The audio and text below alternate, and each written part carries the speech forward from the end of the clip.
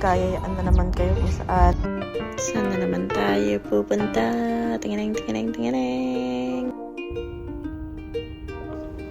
At ito na nga, nag-start na, hindi namin nakalain na after nitong road na to ay 100 kilometers na rough road ang aming gugugulin. At eto na, nag-start na dito.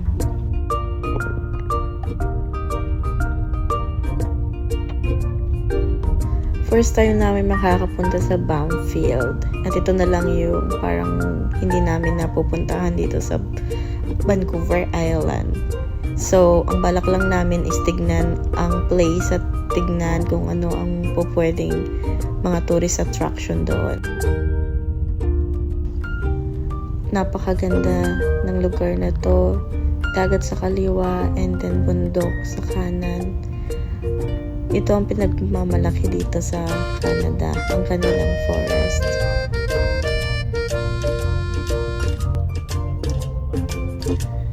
Hindi namin nakalain na ganito yung daan dito.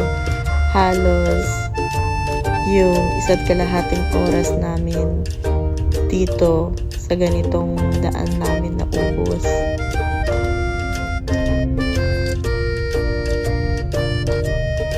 Enjoy siya kasi para kami na-recharge na dalawa. Ito para siyang yung sa Agoo, sa La Union, yung man-made forest. Pero ito natural forest siya.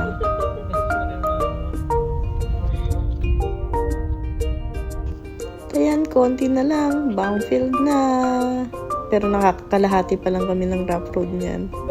Kasi, makikita mo, malayo-layo pa. Set ka isang oras pa, 48 kilometers pa. At yung buong 48 kilometers na yan, yung 20 kilometers dyan, puro rough road pa.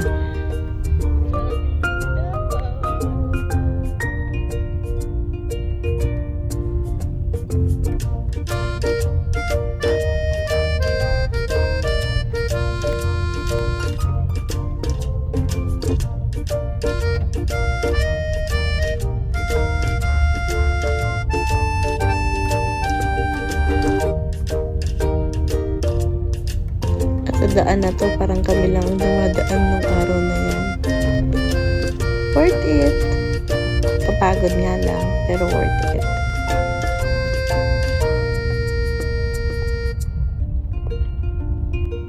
Ito, panigurado may bear dyan kasi napakadilim kahit may araw. Parang walang pumapasok na araw sa dami ng puno. Malalim lang.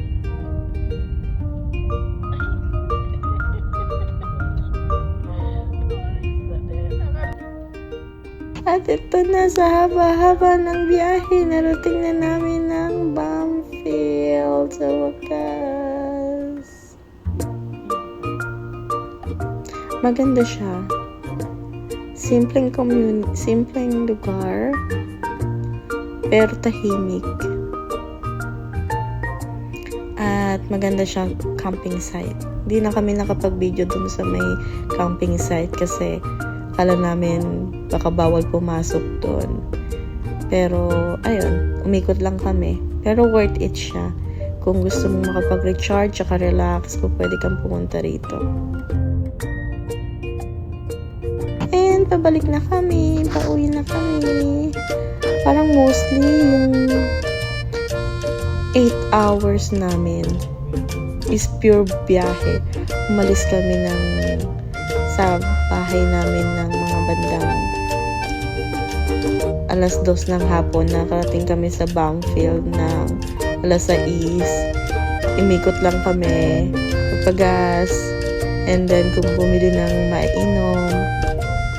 Tapos after no, nagdahin na uli kami pabalik.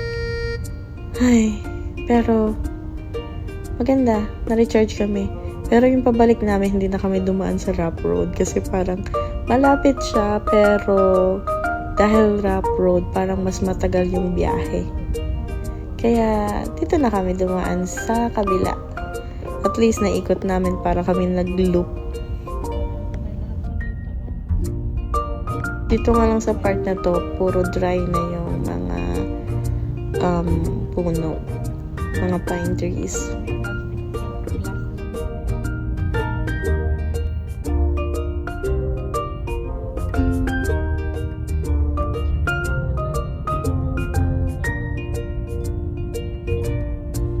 Yun nga, sabi niya para daw sagada. Maganda siya. Maganda yung lugar. Maganda yung place.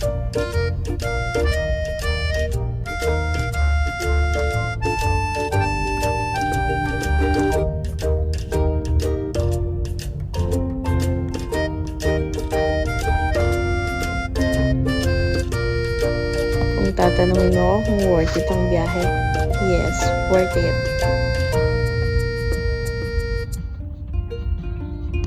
Dito na.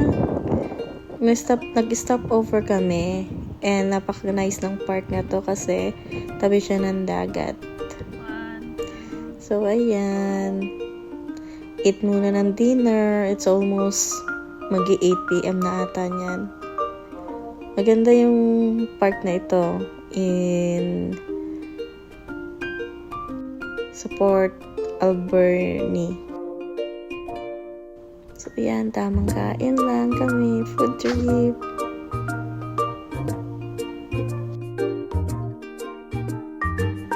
Ang maganda dito kasi maabutan namin yung almost sunset na.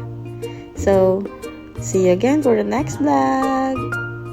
Thank you for watching, everyone.